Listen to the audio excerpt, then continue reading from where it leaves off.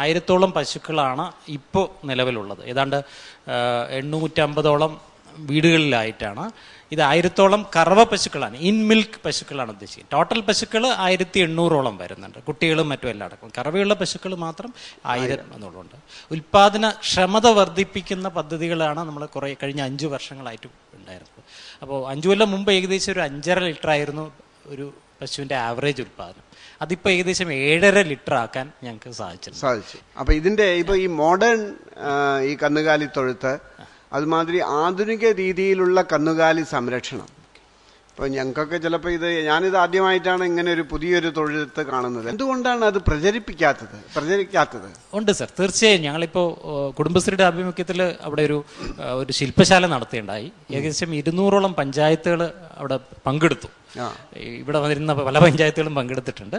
അതിൽ ഒരുപാട് പഞ്ചായത്തുകൾ ഇപ്പോൾ ഇത് ആരംഭിക്കാനുള്ള ശ്രമം നടന്നുകൊണ്ടിരിക്കുകയാണ്. ഡോക്ടർ ഈ മോഡൽ ഡോക്യുമെന്റ് ചെയ്തിട്ടുണ്ടോ? ഉണ്ട് sir. As A reasonably successful model ചെയ്തിട്ടുണ്ട്. അപ്പൊ അതൊന്ന് പ്രസിദ്ധീകരിക്കണം തീർച്ചയായും. കമേഴ്ഷ്യലായിട്ട് തന്നെ. അതിന് പഞ്ചായത്ത് പ്രസിഡന്റും പഞ്ചായത്ത് സമിതിയും മുൻകൈ എടുക്കണം. നമ്മൾ ഒരു പഞ്ചായത്ത് മാത്രം നല്ല പാലുണ്ടാക്കി കുടിച്ചാൽ പോരല്ലോ. ഞങ്ങൾക്കൊക്കെ ആഗ്രഹം ഉണ്ടാവില്ലേ? നിങ്ങൾ തീറ്റപ്പുൽ കൃഷിയുടെ കാര്യമൊന്നും പറഞ്ഞില്ല, അത് പഞ്ചായത്തിൽ തന്നെ ഉൽപ്പാദിപ്പിക്കുകയാണോ? ഇപ്പോൾ ഈ നേച്ചർ ഫ്രഷ് മിൽക്കിന്റെ 50 പശു വളർത്തുന്ന ആളുകൾക്ക് തീറ്റപ്പുൽ കൃഷിക്ക് വേണ്ട സഹായം ചെയ്തു കൊടുത്തിട്ടുണ്ട്. ഞങ്ങൾ ഈ വാർഡിലൊരു മാതൃകാ പ്രോജക്റ്റ് വന്ന് ആരംഭിച്ചിട്ടില്ല. അതിൽ ഒരു വാർഡ് മൃഗസംരക്ഷണമാണ്. അപ്പോൾ അവിടെ ആവശ്യമായ എല്ലാ സഹായവും ചെയ്തു കൊടുക്കുന്നുണ്ട്. പൊതുമേഖലാ വിദ്യാലയങ്ങളുടെ നിലവാരം മെച്ചപ്പെടുത്തുന്നതിന് വേണ്ടിയിട്ട് എന്തെല്ലാം ശ്രമങ്ങളാണ് പഞ്ചായത്ത് വന്ന ഉടനെ ആദ്യം രൂപീകരിച്ചത് വിദ്യാഭ്യാസ വികസന സമിതിയാണ്. ആ വികസന സമിതി ഇപ്പോഴും വളരെ സജീവമാണ്. ഞങ്ങൾ SC സ്റ്റുഡൻസിൻ്റെ നിലവാരം സ്വല്പം കുറവാണ് എന്ന് ബോധ്യപ്പെട്ടപ്പോൾ 7ാം ക്ലാസ് വരെയുള്ള കുട്ടികൾക്ക് ആദ്യത്തെ 2 വർഷം ട്യൂഷൻ കൊടുത്തു. 650 കുട്ടികൾ ആ ട്യൂഷനിൽ പങ്കെടുത്തു. പിന്നീട് ഞങ്ങൾ 2 വർഷം കഴിഞ്ഞപ്പോൾ അവർ വികസന സമിതിയിൽ പറഞ്ഞു, ഞങ്ങൾ SSA ബന്ധപ്പെട്ടുകൊണ്ടുള്ള പ്രവർത്തനത്തിൽ മുൻതൂക്കം കൊടുത്തുകൊള്ളാം, ഇത് നിർത്തി മറ്റ് സാക്ഷരതാ പ്രവർത്തനത്തിൽ പോകണമെന്ന് ആവശ്യപ്പെട്ടു. അതാണ് ഞങ്ങൾ ചെയ്തൊരു പ്രവർത്തനം. കേരളത്തിലെ ആളുകൾക്ക് പാല് കൊടുക്കുക എന്നുള്ളതാണ് ഗവൺമെൻറ് ലക്ഷ്യം. പക്ഷെ നല്ല പാൽ കൊടുക്കുക എന്നുള്ളതാണ് താങ്കളുടെ പഞ്ചായത്തിൻ്റെ ലക്ഷ്യം. അതിന് ഞാൻ നിങ്ങൾ ആദ്യം അനുമോദിക്കുന്നു. Thank you sir. എനിക്കതിൽ 1-2 കാര്യങ്ങൾ പറയാനുള്ളത്, ഈ പ്രസ്ഥാനം നിങ്ങളുടെ പഞ്ചായത്തിലേക്ക് മാത്രം ഒതുക്കി നിർത്തുന്ന ഒന്നാക്കാൻ പാടില്ല. നമുക്കും വേണം. ഇതിൻ്റെ കുടുംബശ്രീ അധികൃതരോടും കുടുംബശ്രീ പ്രസ്ഥാനത്തിനോടും മൃഗസംരക്ഷണ വകുപ്പിനോടും ഡയറി വകുപ്പിനോടും എല്ലാം നിങ്ങൾ ആവശ്യപ്പെടേണ്ടത് വർത്തമാനത്തിലൂടെ അല്ല, കേരളത്തിലെ ഏത് പഞ്ചായത്തിനും ഇത്തരത്തിലുള്ളൊരു പരിപാടി നടപ്പിലാക്കുന്നതിന് ആവശ്യമായിട്ടുള്ള കൺസൾട്ടൻസി നടത്തുന്ന പഞ്ചായത്തായി നിങ്ങൾ വരണം. മറ്റൊരു കാര്യം എനിക്ക് ചോദിക്കാനുള്ളത്, കാലിത്തീറ്റയുടെ കാര്യം. ഇപ്പം നല്ല കാലിത്തീറ്റ കിട്ടാൻ പ്രയാസം. അതെ സർ. കാലിത്തീറ്റയുടെ വില ഓരോ ദിവസം കഴിയുന്നതോറും വർദ്ധിച്ചു വരികയാണ്. അപ്പം എന്തുകൊണ്ട് നിങ്ങൾ ഒരു കാലിത്തീറ്റ ഉണ്ടാക്കുന്നതിനുള്ള ഒരു മിനി സംവിധാനം പാലക്കാട് ജില്ലയിൽ ചില സ്ഥലങ്ങളിലൊക്കെ തുടങ്ങുന്നതായിട്ട് ഞാൻ മലബാർ യൂണിയൻ പറയുന്നുണ്ട്, അതുകൂടി എന്തുകൊണ്ട് ഇതുമായിട്ട് ക്ലബ്ബ് ചെയ്യുന്നില്ല? തീർച്ചയായും സർ. അടുത്ത വർഷങ്ങളിൽ ഇപ്പോൾ നമ്മൾ ഗവൺമെന്റ് ഏജൻസികളായ കേരള ഫീഡ്സ്, മിൽമ തുടങ്ങിയ അവരെ ആശ്രയിച്ചിട്ടാണ്. അതിന് ക്ഷാമമൊന്നും അനുഭവപ്പെടുന്നില്ല. ഇല്ല. അവസാനമായി ഒരു കാര്യം കൂടെ പറഞ്ഞോട്ടെ. ഈ പഞ്ചായത്തിൻ്റെ ഏറ്റവും വലിയ മാതൃക എന്ന് പറയുന്നത് നല്ല പാലുണ്ടാക്കുക, അത് പഞ്ചായത്തിലെ ജനങ്ങൾക്ക് കൊടുക്കുക എന്നുള്ള ലക്ഷ്യം നിങ്ങൾ സാക്ഷാത്കരിച്ചിരിക്കുന്നു. നിങ്ങൾക്ക് അനുമോദനങ്ങൾ. Thank you sir. മനസ്സിന് വളരെ ഒരു തെളിച്ചം തോന്നി.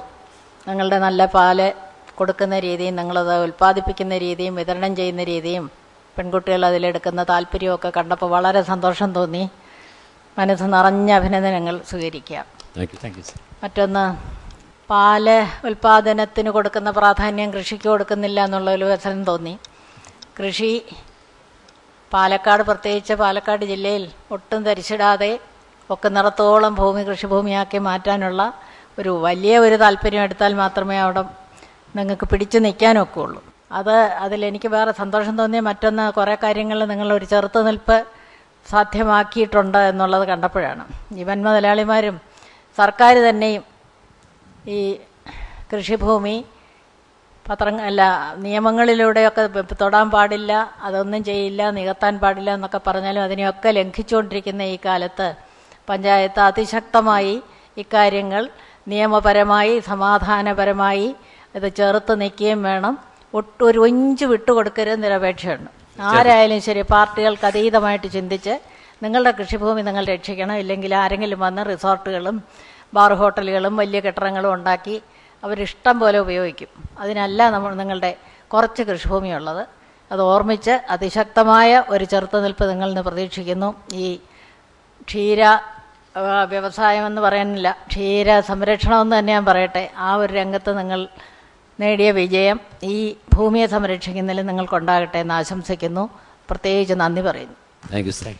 പ്രസിഡന്റ് വളരെ കോൺഫിഡൻ്റ് ആയിട്ട് കാര്യങ്ങളൊക്കെ അവതരിപ്പിച്ചു. ഇപ്പം ഒട്ടേറെ പദ്ധതികളെ കുറിച്ചൊക്കെ സംസാരിച്ചു. ഇനി മാർക്സിലേക്ക് കിടക്കാനുള്ള സമയമാണ്. കണ്ണമാഷ്, മാർക്സ് 15-ൽ 13, 15-ൽ 12.5, 10-ൽ 8.5, 10-ൽ 8, 10-ൽ 8.5. കണ്ണാടി ഗ്രാമപഞ്ചായത്തിന് 60-ൽ 50.5 മാർക്സാണ് ലഭിച്ചിരിക്കുന്നത്. സന്തോഷം. വന്ന എല്ലാവർക്കും സന്തോഷമായോ? അവർക്ക് എല്ലാവർക്കും സന്തോഷമായിരിക്കാണ്. ഇവര് ഒട്ടേറെ നല്ല കാര്യങ്ങൾ ചെയ്യുന്നുണ്ട്. ഇതിനെയൊക്കെ നിങ്ങൾ സപ്പോർട്ട് ചെയ്യുന്നുണ്ടെങ്കിൽ തീർച്ചയായും ഇവർക്ക് SMS അയക്കുക.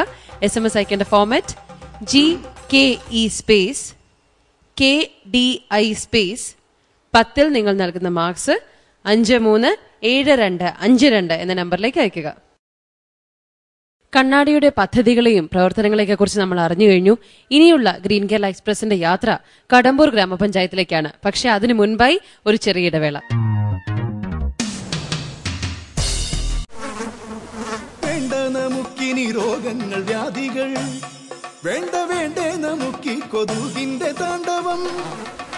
വീടും പരിസരവും വൃത്തിയാക്കൂ, കൊതുകിന്റെ താവളങ്ങൾ നശിപ്പിക്കൂ, മാരക രോഗങ്ങളോട് വിട പറയൂ, വീണ്ടും ഒരു ദുരന്തമൊഴിവാക്കൂ. നാടിനെ നമ്മുടെ വീടായി കരുതണം, വൃത്തിയായി ഭംഗിയായി സൂക്ഷിക്കണം. രോഗം പരത്താത്ത മണ്ണിന്റെ മാറിലെ ആരോഗ്യമോടെ ജനങ്ങൾ വാഴൂ. എന്റെ കേരളം മാലിന്യമുക്തം.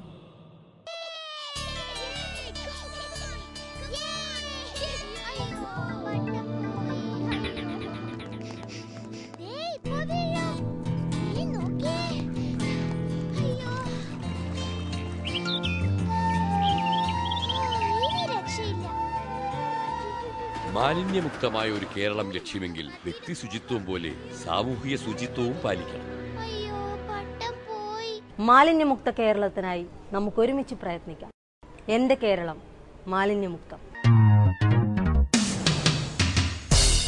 അടുത്ത കാലത്ത് മാതൃഭൂമി വാരാന്ത്യപതിപ്പിൽ ഒരു ചിത്രം പ്രസിദ്ധീകരിച്ചിരുന്നു. പ്ലാസ്റ്റിക് നിന്ന് ജീവനൊടുങ്ങിയ ഒരു മാനിന്റെ ചിത്രം. വാഴച്ചാൽ കാടുകളിൽ നിന്നുള്ള ഈ ദൃശ്യം നമുക്ക് മനസ്സിലാക്കി തരുന്ന ഒന്നുണ്ട്. നഗരങ്ങളെയും ഗ്രാമങ്ങളെയും ഒക്കെ മലിനമാക്കുന്ന പ്ലാസ്റ്റിക് കാടുകളെയും വെറുതെ വിടുന്നില്ല എന്ന സത്യം.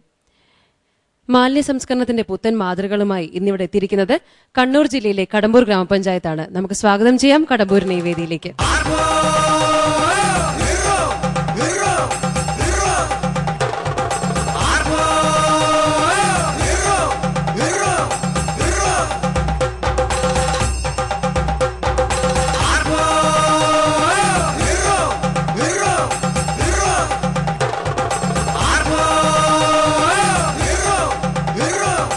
കടമ്പൂരിൽ നിന്ന് ഇന്ന് നമ്മോടൊപ്പം എത്തിയിരിക്കുന്നത് panchayat president Shri CK Rajan, vice president Shrimati Sumitra teacher, വികസനകാര്യ standing committee chairperson Shrimati KC Vimala, കൂടാതെ general extension officer Shri KV Chandran. Panchayat പ്രസിഡന്റിനെ വേദിയിലേക്ക് ക്ഷണിക്കുന്നു.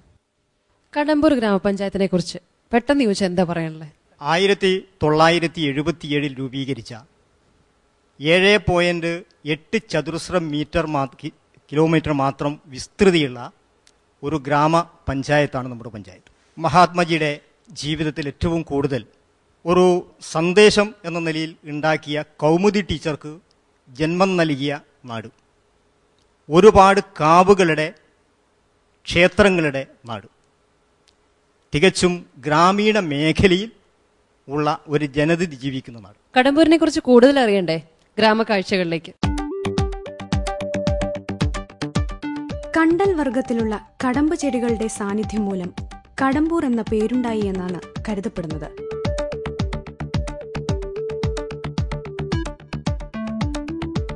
കാവുകളാണ് ഈ പഞ്ചായത്തിന്റെ ഒരു പ്രത്യേകത. പല ജാതിക്കാർക്കും അവരുടേതായ കാവുകൾ ഉണ്ട്.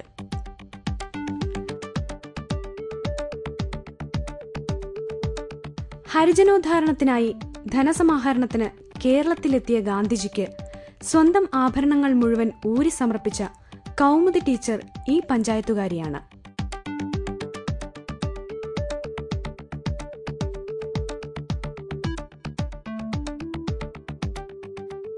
പ്രധാനമായും എന്തൊക്കെ വികസന പദ്ധതികളാണ് കടമ്പൂരിന് മുന്നോട്ട് വയ്ക്കാനുള്ളത്? കാർഷിക മേഖലയിൽ തരിശായി കിടക്കുന്ന ഭൂമികൾ മുഴുവൻ നെല്ലുൽപാദനത്തിന് വേണ്ടി കണ്ടെത്തുകയും അത് പ്രാവർത്തികമാക്കുകയും ചെയ്യുക എന്ന പ്രധാനപ്പെട്ട ചുമതലയാണ് നമുക്ക് നിർവഹിക്കാൻ. അതോടൊപ്പം ഇന്നത്തെ ആധുനിക സമൂഹത്തിൽ മാലിന്യം മനുഷ്യജീവൻ്റെ ജീവിതത്തിൻ്റെ ഏറ്റവും പ്രധാനപ്പെട്ട വെല്ലുവിളിയായി നിൽക്കുമ്പോൾ മാലിന്യ സംസ്കരണവുമായി ബന്ധപ്പെട്ട വിഷയം നമ്മുടെ പഞ്ചായത്തിൻ്റെ പ്രഥമമായ പ്രവർത്തനമായി നാം കാണുന്നു. വിദ്യാഭ്യാസ മേഖലയിൽ, ആരോഗ്യ മേഖലയിൽ, കുടുംബശ്രീ മേഖലയിൽ, പട്ടികജാതി മേഖലയിലൊക്കെ ഒരുപാട് പ്രവർത്തനങ്ങൾ ഈ കാലയളവിൽ നമുക്ക് സംഘടിപ്പിക്കാൻ വേണ്ടി സാധിച്ചു. ഈ പദ്ധതികളെ കുറിച്ചൊക്കെ കൂടുതൽ അറിയണ്ടേ? വികസന കാഴ്ചകൾ കാണാൻ മടങ്ങിയെത്താം. ചേട്ടാ, ഒരു സംഭാരം കൊടുക്കാം.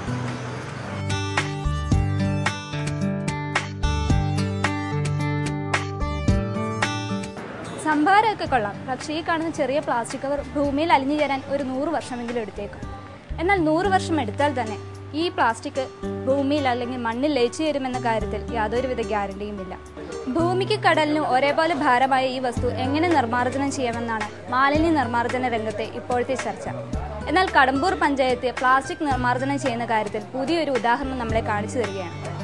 കുടുംബശ്രീ അംഗങ്ങളെ ഉപയോഗിച്ചാണ് കടമ്പൂർ പഞ്ചായത്ത് പ്ലാസ്റ്റിക് മാലിന്യങ്ങൾ ശേഖരിക്കുന്നത്.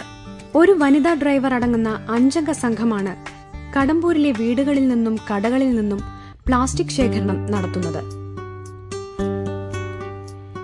ഗ്രാമങ്ങളിലും അയൽക്കൂട്ടങ്ങളിലും വരുന്ന ദിവസം അറിയിച്ച് മാസത്തിൽ 1 തവണ വീതം ആകെയുള്ള 12 വാർഡുകളിലും ഇവർ എത്തുന്നു.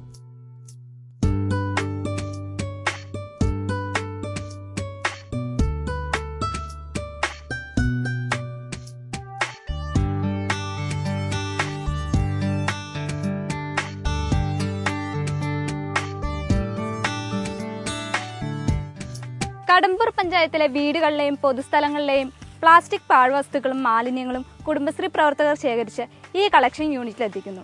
അതിനുശേഷം അവ വിവിധ വിഭാഗങ്ങളായി വേർതിരിച്ച് റീസൈക്ലിംഗ് യൂണിറ്റിലേക്ക് അയക്കുന്നു. കുടുംബശ്രീ മിഷന്റെ 1 ലക്ഷം രൂപയും പഞ്ചായത്തിന്റെ തനത് ഫണ്ട് 60,000 രൂപയും കുടുംബശ്രീ യൂണിറ്റുകളിൽ നിന്നുള്ള തുകയും ചേർത്താണ് ഈ പ്ലാസ്റ്റിക് ശേഖര യൂണിറ്റിന് രൂപം കൊടുത്തിരിക്കുന്നത്. നമ്മുടെ പഞ്ചായത്തിൽ 2006 മുതൽ പ്ലാസ്റ്റിക് ശേഖരണ ഈ പ്രവർത്തനം നടത്തുന്നുണ്ട്. അന്ന് നമ്മൾ വണ്ടിയെ ഉപയോഗിച്ചിരുന്നത് പുറത്തുനിന്ന് വാടകയ്ക്ക് എടുത്തിട്ടാണ് ചെയ്തിരുന്നത്.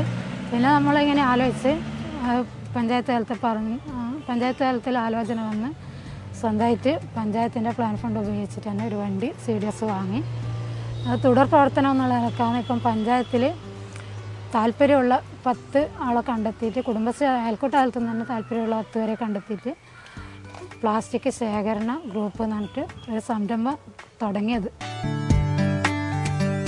ഇവിടെ നിന്നുമാണ് തരംതിരിക്കപ്പെട്ട പ്ലാസ്റ്റിക്കുകൾ കടമ്പൂരിൽ തന്നെയുള്ള സ്റ്റാർ പോളിമേഴ്സ് എന്ന സ്വകാര്യ സ്ഥാപനത്തിൽ എത്തിക്കുന്നത്. പ്ലാസ്റ്റിക് റീസൈക്ലിംഗിന്റെ ഒരു ഘട്ടമാണ് ഇവിടെ നടക്കുന്നത്. ഇവിടെ പ്ലാസ്റ്റിക് മാലിന്യങ്ങളെ പ്ലാസ്റ്റിക് ഗ്രാന്യൂൾസായി മാറ്റുന്നു.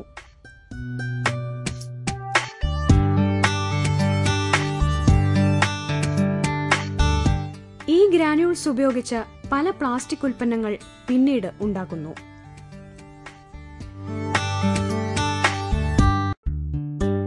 ലോകത്തിന്റെ വളർച്ചയിൽ പ്ലാസ്റ്റിക്കിന്റെ സംഭാവന എത്രത്തോളം വലുതാണെന്ന് നമുക്ക് ഏവർക്കും അറിയാവുന്ന കാര്യമാണ്. ദൈനംദിന ജീവിതത്തിലാണെങ്കിലും വ്യവസായ ഉൽപ്പാദന മേഖലയിലാണെങ്കിലും പ്ലാസ്റ്റിക് പല രൂപത്തിലും ഉപയോഗിക്കപ്പെടുന്നു.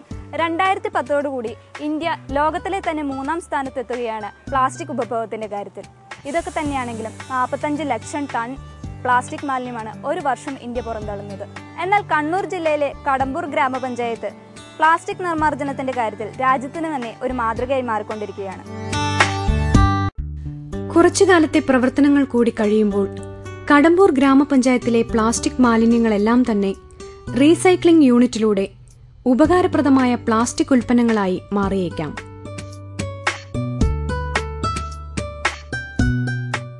12